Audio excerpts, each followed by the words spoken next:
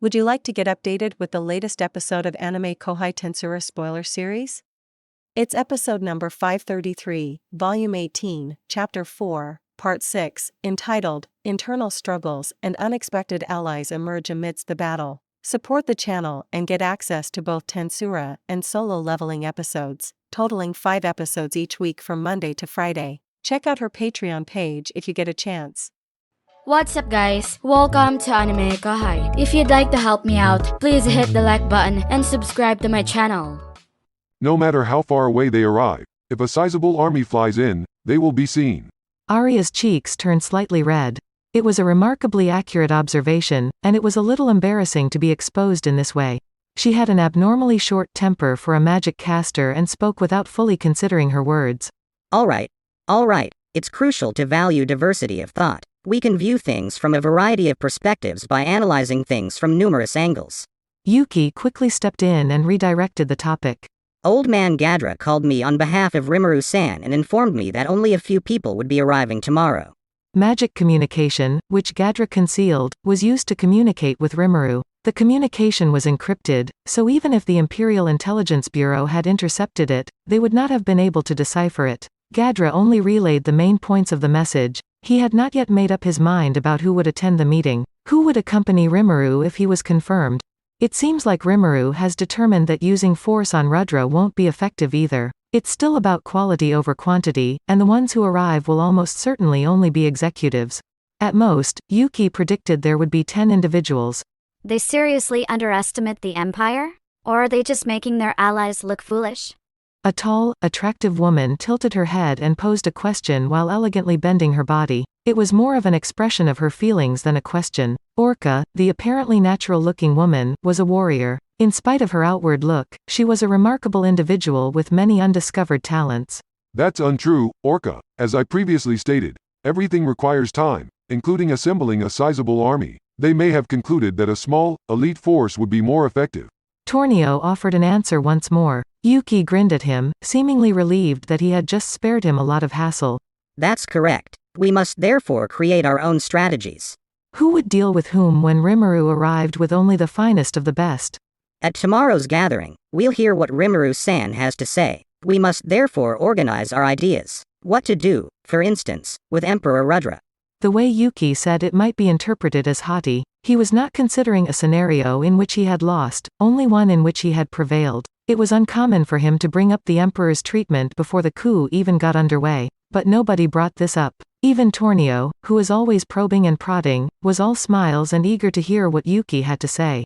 The troops of the currently deployed Mixed Corps are free to proceed to the capital without worrying about their rear since the Dwarven Kingdom is also cognizant of our activities. It should be easy if all they have to contend with are the Imperial forces still present in the capital, right? Yeah, definitely. So the Imperial Guard is the only threat? Perhaps so. Yuuki grinned in response. Actually, he was aware that the true danger was elsewhere. There was a mysterious being called the Marshal, and if one thought about the significance of Gi's choice to save Yuki's life. What made Rimuru-san move this time? He typically opposes starting wars with other nations and is a humanitarian. He couldn't help but wonder if there were other motives as well, such as avoiding remorse. Then, piece by piece, Yuuki assembled the puzzle. Then he visualized Gi's silhouette approaching Rimuru from behind. If that were the case, the only inference he could draw was that Gi's adversary might exist within the Empire. It may be necessary to assassinate the Emperor depending on the situation, right? Arios, you're getting too far ahead of yourself. That's true. To claim all the glory is bad. Now that everyone in the crowd was so ecstatic, they were freely discussing the impending assassination of the Emperor. Though Yuuki felt it was premature to discuss the Emperor's fate, he was happy to see everyone so excited. In actuality, the topic of Emperor Rudra's treatment would be covered in the meeting tomorrow. Damrada was devoted to Emperor Rudra, and Gadra was against killing him. The two men in question were crucial collaborators, so Yuuki didn't want to offend them. Furthermore, there was a good possibility that the monster Gi was so wary of was actually Rudra. In that case, it would be fatal for Yuuki to act carelessly.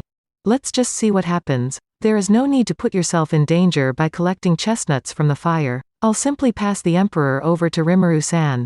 Yuuki came to his decision. They now had a general plan for the meeting, though specifics would be worked out after Damrada's arrival. The Imperial City would be taken over by the main bulk of the Mixed Corps. Those present here would take care of the Imperial Guard, who would be in the path. In terms of skill, the men Yuuki had chosen here were on par with any Imperial Knight. Despite not being as skilled as the elites, they had the benefit of greater numbers.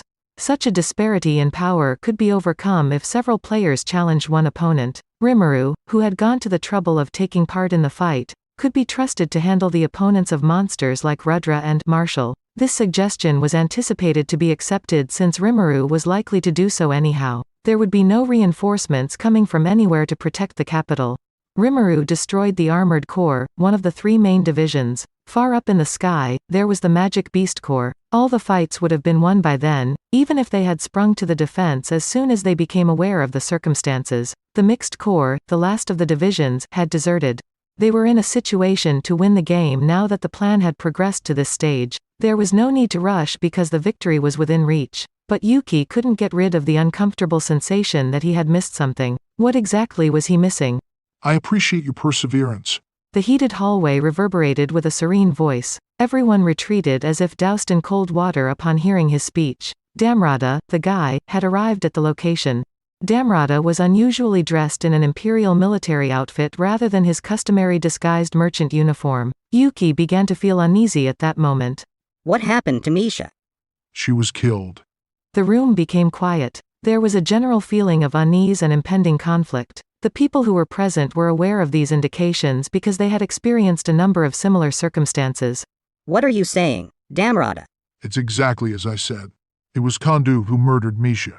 When Yuuki heard this, he felt the lump in his chest disappear. He had experienced unease, as though he had missed something, and now he understood that he had at last discovered what it was. Despite their brief relationship, Yuuki and Damrada had a profound connection. They had engaged in numerous wrongdoings together that were kept a secret from the public. With the help of Damrada, Yuuki was able to destroy Echidna, which had been in charge of the Empire's underworld. He then founded the covert organization Cerberus and continued to serve as its head. Yuuki had believed that, but it appears that he was wrong. Everything had transpired in the manner desired by the Empire. The individuals Damrada had collected formed the covert society Cerberus. Its goal was to separate the gifted from the incompetent. By establishing information networks around the world, they had been looking for the best and the brightest. Part of that was taking care of strays. This wasn't a new occurrence. Ever since the days when the Echidna had gone on the rampage, it had been occurring. As a result, it was conceivable that Yuuki himself was among those that Damrada had found. They tracked down the powerful and persuaded them to join their cause. Damrada, who had been advancing toward this objective, had noticed Yuuki.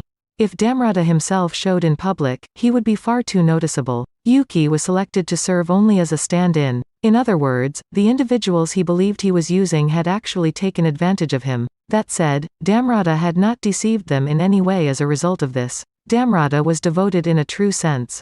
Perhaps someone had manipulated Damrada to convince the perpetually doubtful Yuuki to put his confidence in him. Thinking about it that way, it seemed to provide an answer to every query he had up until then. Yuuki noticed everything and sighed in exhaustion. Well, you certainly got the better of me. So when did all of this start? What are you referring to?